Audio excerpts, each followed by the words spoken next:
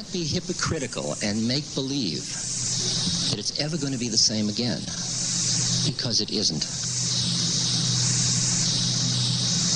I feel that psychedelics, just as our American Indian friends said that it was a part of his life, I feel they have changed my life in the most profound way. I honor them and will continue to honor them. And I will stand up as a person who has had psychedelics many times more than 400, which is the usual published report. And I continue to take psychedelics. If I am psychotic, I am a sample. But maybe I'm not. And maybe that was the training that was part of my preparation to be a social philosopher or a wise person in society. This meeting is a meeting in which in all of our hearts we know truth.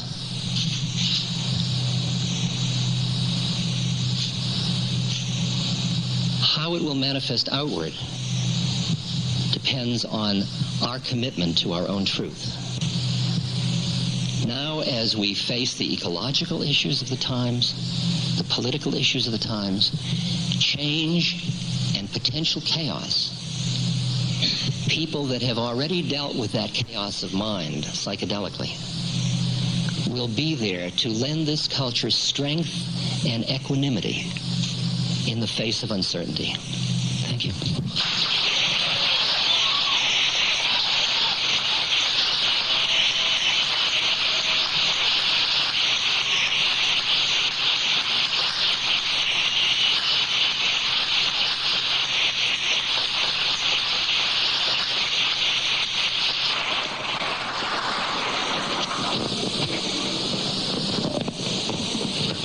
Well, the first thing that is on my mind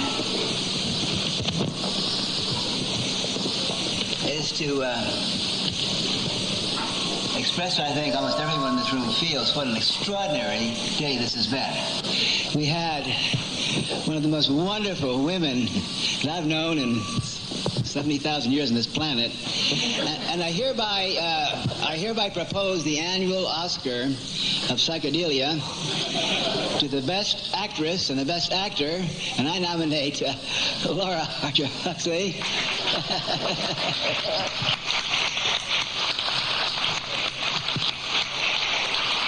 And a matinee idol is getting better looking every year. Yeah. Anyway, what a performance.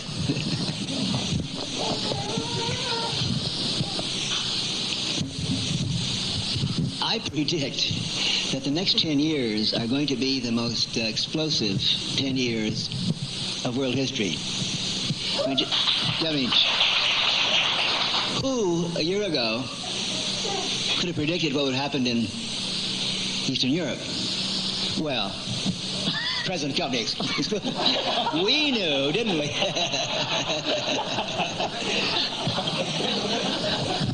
You know, all the pundits and the CIA experts and the RAND Corporation said, well, it took us by surprise. I mean, it came so suddenly. Well, fuck that. If you were at Woodstock in 69, if you were in Prague in 68, if you were in Paris in 68, I mean, it took a long time coming.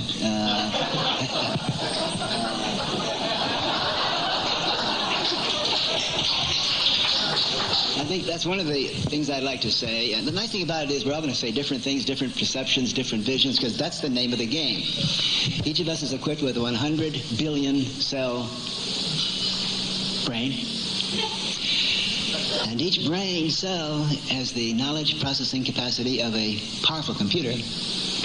So between your left ear and your right ear, you've got more computing power than we never dream of.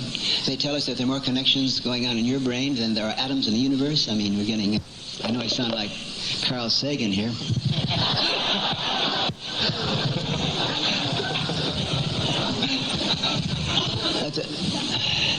What's going to happen is a continual empowerment of the individual.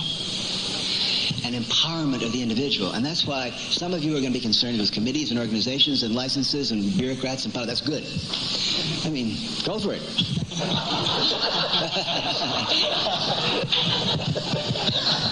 I remember, as you all remember, those days when we watched the 100, 200, 500, 900,000 young people in Tiananmen Square. And I was watching it with a fairly famous left-wing, liberal, progressive intellectual. And he said to me, Timothy, these kids, they're politically naive. They're not organized. They don't know what they want. They all want Cadillacs. Like they all want to be yuppies. And I said, well, you're right there a little bit. I'd say 5% want Cadillacs, 5% want Volkswagen buses, 5% want Porsches, 5% want motorcycles, 5% want 10-speed bicycles so they can drive to see their boyfriend or girlfriend. In other words, it's pro-choice. And that's what puzzles the politicians and all the theorists. They can't, what's the policy here? Where's the licensing like that? It's pro-choice. And the incredible thing, thank you. The astonishing thing about freedom, and I think I can say this for all of us with modesty, prove me wrong. But can you tell me a group of 1,000 people in world history that brought about more changes in the direction of freedom than those of us represented in this room, plus the Lenins and the Lillys and so forth? I mean, what we did for human individual freedom. But the paradoxical thing about freedom is, and I sympathize with poor Gorbachev. How about a round of applause for Gorbachev, huh?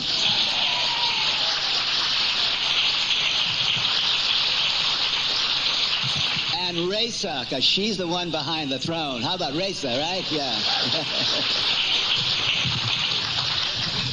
I don't know if you know this story, but this is about the future. There was a scientific conference in Moscow about 3 years ago, before this all happened, and they brought a lot of scientists and artists and all that, and then Yoko Ono went, and she was the one that got invited for a private audience with Gorby and Raisa. Now, this has got to be true because I read it in Rolling Stone, okay? And the story, and I've heard it also from Yoko. She was there, and Gorby said to her, "Isn't it a shame that John isn't here to sing Give Peace a Chance?" Now, at the time, in the White House was Nancy and Ronnie. Number one, they'd never heard of the song. Number two, if they had, they hated it.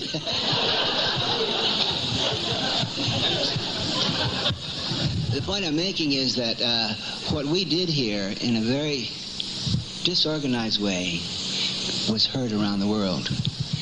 I could go on telling you stories that prove the fact that they listened to and they watched what we were doing here. Now, one of the big lessons that I've learned over the last few years, and particularly in the last few months, is the most tricky, complicated, difficult thing to deal with is personal freedom. We're so accustomed to being told what to do and lining up to get licenses and all that, like in Bulgaria, they said, "You're free." What does that mean? I mean, with 400 years under the Turks and 40 years under like that. I mean, the real interesting, tough work starts when you're free. The easiest thing to do is just, drop in and follow like that. And the interesting thing about it is that Gorby learned for his dismay that when you free people, they fucking go in all different directions. And you're not going to necessarily like a lot of them. When you free them, a lot of them just want to come east, and a lot of them want Cadillacs. Some of them, like the Armenians, just want to kill the Azerbaijanis. They've been waiting for 500 years, to kick their neighbor's ass. I mean,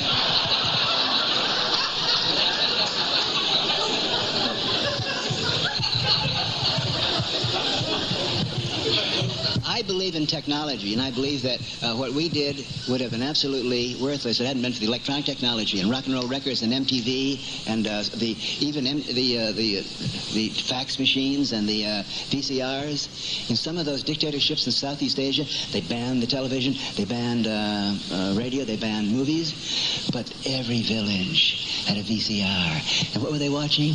They were watching, I don't know, pornography from Hong Kong. Who cares? Because Marshall McLuhan said it. The medium is the message. The medium determines your reality. And I see psychedelic drugs as technologies. They're simply different ways to boot up, activate your brain. So I'm going to finish now, but what's going to happen in the next 10 years is a new form of technology that's going to empower the individual 14-year-old child to suit up and put on, we call it a cyberspace suit or a virtual reality suit, in which you can literally move around the world, meet people. You can have 5 love affairs in different cities. You can be doing your business. Then you take off your suit. And here you are in the physical flesh. In other words, all the work in the future will be done by robots or by virtual reality, like that. You don't believe that. When you take off your cyber suit, then you can use the body for what it's supposed to be used for, as an instrument of sacred communication and aesthetic expression and graceful athletics. In other words, to use the body, to even transport your body to do work, you're a robot. You mean you're a serf or you're a robot. In the future, we'll use our bodies only for sacramental exchanges or to use your body to do work in the future when you can suit up and move around like that would be like using your tongue to clean the floor or your penis to knock a nail in, literally. Do not think that when we talk about electronic realities that we're depreciating the body. We are freeing the body for what it's supposed to be used for. So what I'm saying is, watch for this technology. Now, you may think I'm joking or that I'm smoking funny drugs. But last Christmas, 700,000 Nintendo Power Gloves were sold. And kids put them on, and for the first time in human history, human beings, individuals, could put your hand through the screen of the tube that we've all been watching 7 hours a day with our nose pressed against it, watching Dan Rather's realities, or Roger Ailes and Lee Atwater and the Republican Party, great fabricators, their reality. But last Christmas, 700,000 kids could put their hand through and fight. But still, that's all right. McLuhan said it. The medium is the message, and if kids can do that and play ninja games through the screen, we're going to learn how to do it in any way you want. I must tell you one thing and then I'll stop. We are now in the position that the hunter-gatherers were in before there was any kind of artificial tools or habitation. And we're sitting here and saying, hey, I just ate this vegetable. And I could see ahead, the fact we can ship a stone here, that means that pretty soon we can cut down trees, and we're going to be living in houses with wood. We're going to be in rooms where you can't see a tree or you can't see a bush. Oh, no. Yeah, we're in that same position now. The future is going to be creating electronic realities. Think about it, in which we will spend 5 or 6 hours of our time during the day. Now, that frightens you. Remember this horrible, horrible fact, which Tom pinches, by the way, in his new book, Vineland. How many of you read Vineland? Wow. Yeah. The average American watches television 7 hours a day. That means the average American in the most enlightened and rich country in world history lies like a sluggoid amoeboid with their optical suckers sucking junk food passively.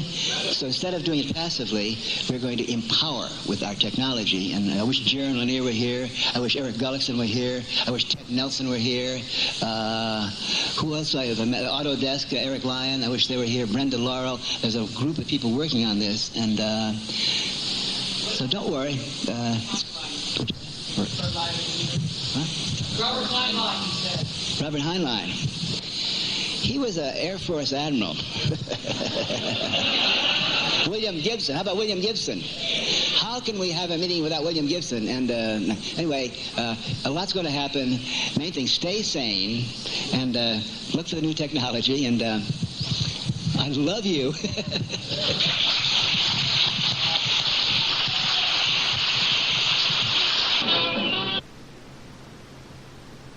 They believed it important to the Republic, broken the law. Jefferson, with the embargo, was breaking the law. When Woodrow Wilson sent troops down into Mexico, it was a violation of the law. When Franklin Roosevelt authorized naval engagements on the high seas against the German forces when we ordered them, it was a violation of the law. I'm talking about the personal experiences we had in childhood that determined... Well, the personal experiences I had in childhood were having my, for example, German maid, who in 1936-37 thought Adolf Hitler was the greatest thing since baseball, and who would listen to the shortwave radio. And while you were listening to Benny Goodman, I'm listening to the Leibstandarte Adolf Hitler sing Markische Heide. My father walked in. He was furious because he just emptied the mailbox, and here's a whole bunch of Nazi propaganda from the German embassy. And here's his son, in whom he normally was well pleased, although not that particular night, listening to the shortwave radio, because she was my nanny, what the British call nanny, and I spent a lot of time with her. And so he fired her and explained to me that Adolf Hitler was a very bad guy who he believed was going to plunge the world once again into war. And then he replaced her with another German girl, who was 18 years old, named Sophie, as a maid. But Sophie, there was a difference. Sophie was a German Jew. She... Gordon, notice... Wait a minute, no, the point is she gave me quite a different viewpoint about what was going on under Adolf Hitler over there. I was just wondering, do you dream in black and white or color? I don't dream as much as I used to because I take an order of drugs which voluntarily open up those areas of the brain which are considered dreamlike. So that I dream on schedule in Technicolor, holograms, polycolor, special effects, and... You're way ahead of me. I dream in Technicolor. Although sometimes it'll be black and white with a particular individual or object in color. A particular kind of dream that I have rather frequently, and I'm just wondering if you do. And that is of free flight. You know how when you're in underwater in a swimming pool? You do? You know how you're underwater That's in a swimming wonderful. pool? You do? Well, wait a minute. You're underwater in a swimming pool. Okay. What I dream is being able to do that. You know, just only I'm flying. Mm-hmm. Yeah. You have that phenomenon? That's called getting high. No, well, I do this without chemical You assistance. have to feel the law of gravity. It's good for you. I mean, you're a closet altitude flyer, no question of that. Better have it Excuse me, gentlemen, we have a guest for you.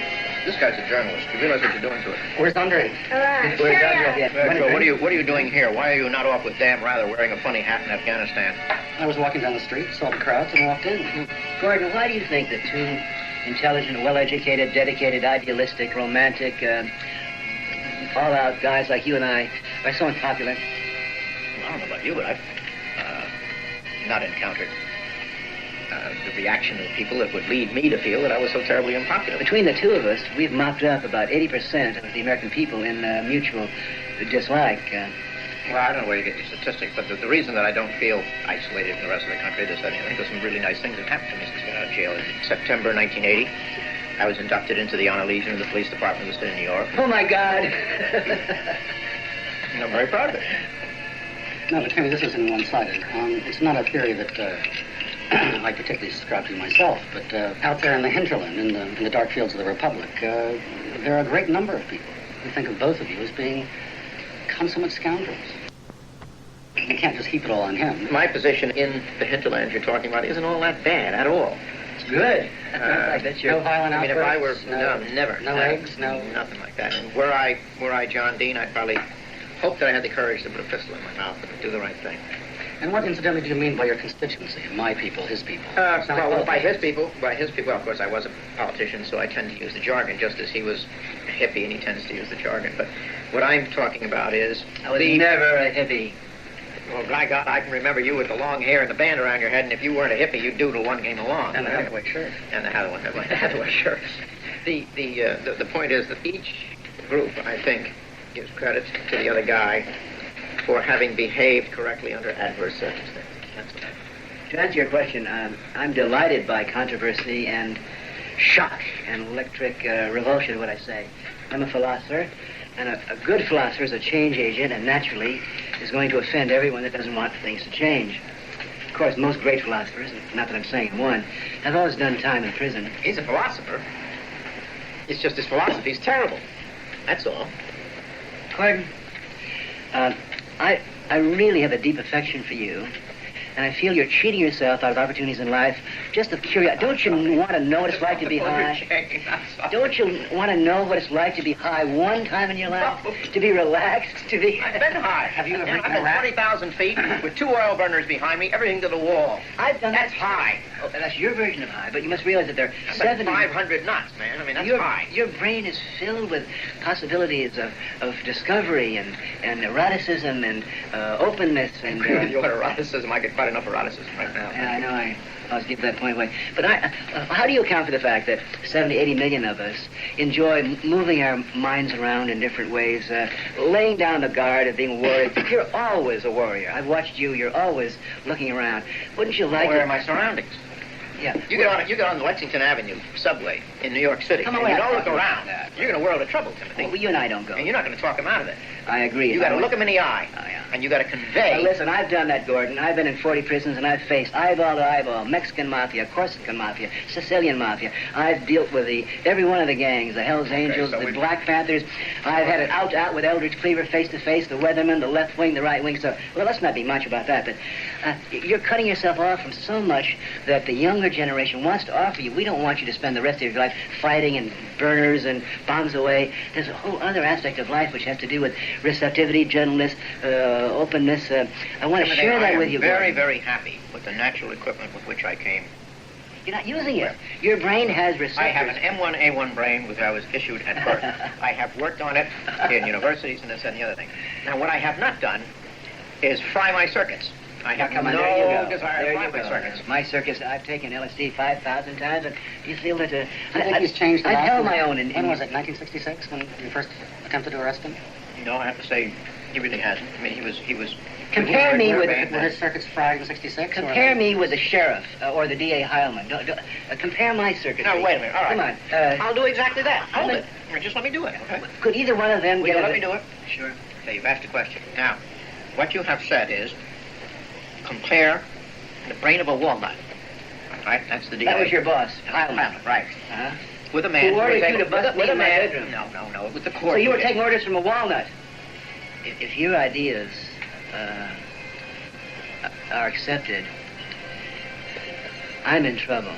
No, you're And not. the millions, My ideas are 70 accepted. million people who Right. agree with me are in trouble. The because Soviet Union took over. freedom to you is You'd what be one of you the want to first do. people You shot. kill who you want to kill when you want to. You bug who... I'd probably be sent to the gulag, but you would be shot. But if my ideas prevail, we will protect you, and you will be free to go around this land, spouting all this foolishness in perpetuity. Gordon, I'm going to protect you. I'm going to lead you, kicking and screaming, giggling and laughing into the future. I'm going to relax you. I'm going to get you. I'm going to get Not you. unless I eat some of that funny food that you're... Timmy, let me ask you. You two sound like an old... There we go. You two sound like an old married couple. Of course. Gentlemen, how did you enjoy your dinner? And I thought what they had to say was very valid, and I think that there is a purpose for them going around, and people listening to these two opposite poles. And, they're not just giving this stuff and getting money. I think they're really fulfilling a good purpose. I think it would probably make me feel a little bit better about it if their intent was to inform and enlighten rather than make some money for themselves. Well, how do you know that? I think their intent is to inform and enlighten. They're just getting money for it at the same time. Self-indulgence, Why not? Why not get paid to inform and enlighten? But even if it isn't their intent, they're obviously doing it as long as people are willing to listen. People believe what Liddy believes. People believe what Larry believes. Learned more, that was significant to me than I have in the last 3 weeks of summer school. The hours I spent in this classroom listening to these two guys has probably been a very learning experience for me, and I was something that's added to my knowledge a lot. It's very important to our lifetime. I mean, these people have affected our past. I mean, the first 17 years of our lives was controlled in part by these people. And so we have to go from here. And anything they can tell us about what just happened or any suggestions they can give us so we can listen to them and weigh them at least. is needed. The thing that's wanted. Feels good about Leary is that he kind of gives us a lot of credit, you know. It really felt nice that he was saying, go take over, or whatever. Nice. I like it. I'm going to take over. Yeah, have so much confidence in us and are so supportive of us. That's really nice. Yeah, but in taking over, you're assuming leadership, which is what he's against. So how can you say that? There's a lot of problems with his argument. I know. I think they're both difficult. Advocating chaos. I mean, there's that you don't have people in a position of power, but you have groups as opposed to one man, Nixon. I mean, how... Yeah, the other thing I know is when they had to write, they had a central spot on there. Purple mountain majesty above the fruited plain. From the side. America, America, God sheds His grace on me and crowns the good with brotherhood from sea to shining.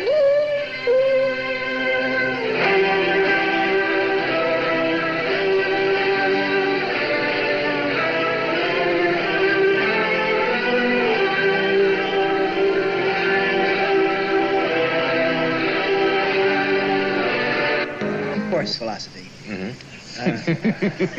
But my job as a philosopher is to encourage and empower people to think for yourself and question authority. The idea is that philosophers doesn't give people food. He or she teaches them how to fish or how to grow grain.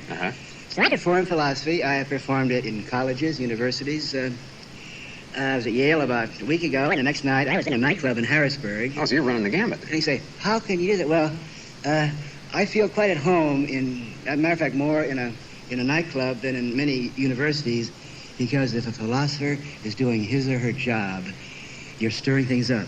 You're giving new ideas, getting people to think for themselves. So you tend to be... Occasionally putting them to sleep. Occasionally. You want Yeah. What does it mean to perform philosophy? How do you perform? Well, you personalize it, you popularize it, you make it... Einstein draws a formula on the blackboard, but... or you can write a paper, but then someone like Bob Dylan comes along and says, I ain't going to work on Maggie's farm no more. He's talking about leaving the factory civilization and going into a new age. He's performing ideas. He's making ideas that people... musicians, comedians, poets, dramatists have performed philosophy because they get people to think and have courage to change their mind. Well, let's talk about some of the national barometers of change and that kind of thing. What about Bob? Now, you know Bob Dylan, or did I read somewhere that he's a one of the people you admire? I admire Bob Dylan, as why? I suggested. I think that he was the voice of the 60s. He said, don't follow leaders, watch your parking meters. That's philosophy. Yeah. And it's the basic philosophy of democracy. Don't walk lockstep. I admire Dylan very much. And what about Gordon Liddy? Now, I think I saw you on a television show, and the two of you really locked horns. Tell me about it. I first met Gordon Liddy in 1965 when he busted into my bedroom at midnight with 24 state troopers. What? And he busted me for possession of peat moss. Sounds like Gordon. It was a brown vegetable substance, but then Gordon, on the basis of that... What were you doing with that much peat moss, first of all? Well, that was my wife's, and it was only a kilo. Oh, it was only a kilo of peat, yeah, all right. Personal use only. Okay. And on the basis of that bungle burglary, Gordon went to the White House, where he performed more famous midnight burglaries. Okay, cut. About 3 years later... See, you can't wait. You have to get a little jab in there, right? Yeah, well, that's performing philosophy. Yeah, I guess so. Thank you. For example, you were the first person to just say yes. Isn't that right?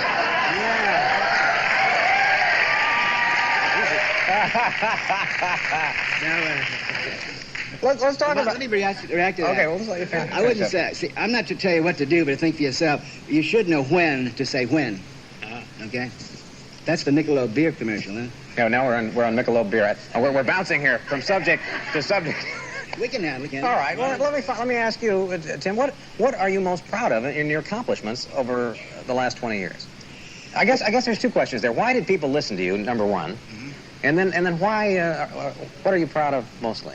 Well, when I perform philosophy for 28 years, I'm out there throwing ideas out, and my philosophic model is Pete Rose. I'd like to be the Pete Rose of philosophy. Because he's out there hustling year after year. I want to be the MVP. That's the most valuable philosopher of the decade. So. Okay. Now, You're going to dye your hair for that, because he keeps that dye in there, so you should probably... That's right. Yeah, we won't name the product, but that's a good idea. Yeah. Squat low, too. It's important to get down. Is that right? Yeah, get it down. Get down. Get down. See, now it's gone to baseball. We're off on another tangent now. It's baseball. Tim, you spend a lot of time in that lab, and I think a little too much time now sometimes. I'm hearing you. Yeah, okay, all right. No damage? You don't think any damage has been done over the years, do you? Well, I don't know. I'm having a better time now. I'm learning more. Of course, it's a wonderful time to be alive with computers and the information age. And my mind is blown 10 times a day just by watching what goes on TV, for example. That doesn't surprise me. No. When we come back, I want to take a little more time, because what I want to do is talk about some of the contemporary issues and see. I want to get the Timothy Leary viewpoint on the current stuff. How about that? Sounds hot. And it will be. Stay with us. The Late Show will return after this.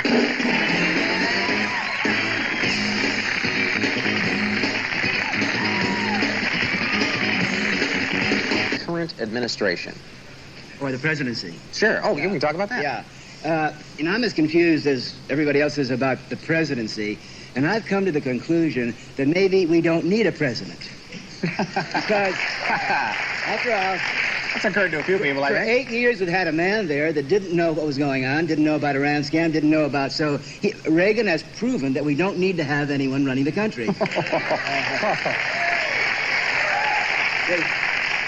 If nobody's president, nobody will send arms to Iran. Oh, there you go. I guess that's right. Yeah. But do you like Nancy? Well, there's one place... She's the president. Yeah, of course, the president. Yeah. The commander-in-chief, Nancy, yeah.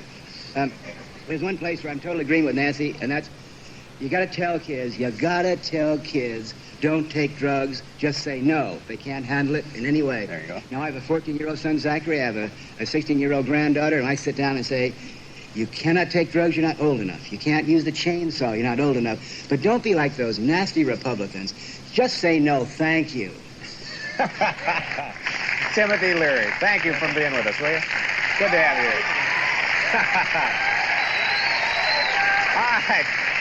All right, just a second. I was looking at you over there as this was going on. You, if you were Ronald Reagan, listening to him respond, how would you respond to a man who said you shouldn't be president? I shouldn't be. Well, I thought I was. But you're not sure? Not sure of what? It's a part you're playing. What movie are you in, Ron? What movie are you playing? This has been the greatest role of my career. It is a good role, isn't it? And if you could be president a fourth term, would you do it? I think if I had the right stimulants. Just say no, Ron. Just say no. Can we go ahead and plug your book? Can we talk about that? Oh, yeah. All right, well, before you go, we can plug the book. It's called What Does Woman Want? It's a novel. It's a novel. The ultimate mystery. What does woman want? You can't buy this in bookstores. Oh, if you want can't buy it in bookstores? No, it's 800 number. Just dial L-I-K-E book, like book, and you will find the answer to the ultimate question, what does woman want? That's not a 976 book, is it? No. Okay. All right, Tim, thank you very much for being with us. All right, have we got time to go with the Sin Sisters? Can we do it? Perhaps the most important decision I and you will make in our lives is exactly when and how, and above all, where we deanimate. In other words, we have to choose. We have to take responsibility for it. We have to actually direct our deanimation. Or to put it bluntly, we have to plan very carefully and engineer our death. Now this is, of course, terribly shocking. Every organized religion has said the human being has no right to decide to take your own life. That's God's choice. It was God up there that gave you a soul. That soul belongs to God. You have no option. You died when God wills you to die. Fortunately, however, now in the late 20th century, as we move into the 21st century, we've developed ways of storing records, storing information, which comes very close to resembling the power of the brain to do that. I'm talking about digitizing, putting your records, pictures, photos, sounds that are collected during your life into digital form, put them on digital discs, and it would be possible perhaps in 10 or 15 or 20 or 100 CD, compact discs, You could have more records of your life, detail, sound and color, than you could possibly reconstruct right here in the flesh. Now I'm going to end with the phrase that I found to be so useful in my own planning. If you want to immortalize, digitize. If you want to immortalize, digitize.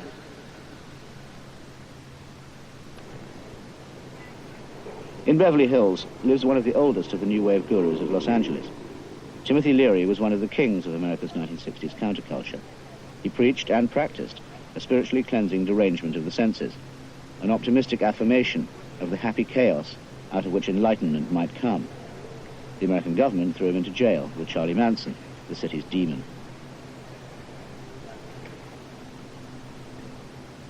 Timothy Leary here offers a defense of the Angelian way of being holy.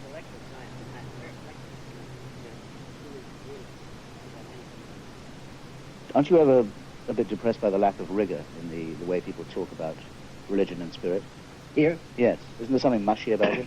Something unfocused? I want to talk about spiritual to be, I want it to be mushy. I want it to be confused. I want it to be chaotic, silly. Good God! The worst thing to have is a serious religion and an organized, the very word organized religion is an oxymoron.